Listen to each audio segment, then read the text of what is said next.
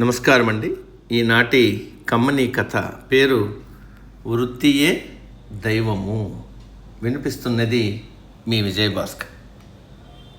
ప్రతి ఒక్కరూ తన జీవితానికి, తన కుటుంబానికి తానే బాధ్యత వహించి సంపాదించాలి. ఇతరులపై ఆధారపడి జీవించడాన్ని భగవంతుడు హర్షించడు.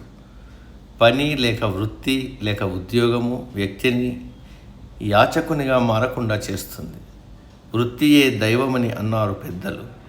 చేసే పనిని దైవంగా భావించి శ్రద్ధాసక్తులతో చేయాలి. అటువంటప్పుడు ఆ పనిలో నుండి దైవానుగ్రహం లభిస్తుంది. దరిద్రానికి మొట్టమొదటి మెట్టు బద్ధకం, ఆలస్యము, నిద్ర ఇవి తామస లక్షణాలు. వీటి వల్ల అజ్ఞానం కలుగుతుంది. అజ్ఞానం వల్ల వీరు ప్రతి చిన్న విషయానికి పంతాలు, పట్టింపులకు పోతారు. ఎవరో వచ్చి తమను బుజ్జగించి జీవితానికి కావలిన అన్నింటినీ సమకూర్చుతారని కలలుగంటూ ఉంటారు.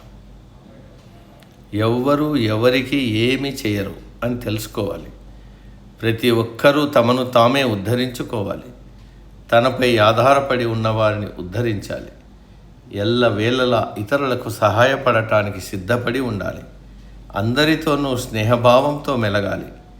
ఎవ్వరి యందు శత్రుభావం వహించరాదు. ప్రతి నిత్యము ధ్యాన సాధన చేస్తూ ఈ గుణాలను సాధించుకోవచ్చు. సమాప్తం.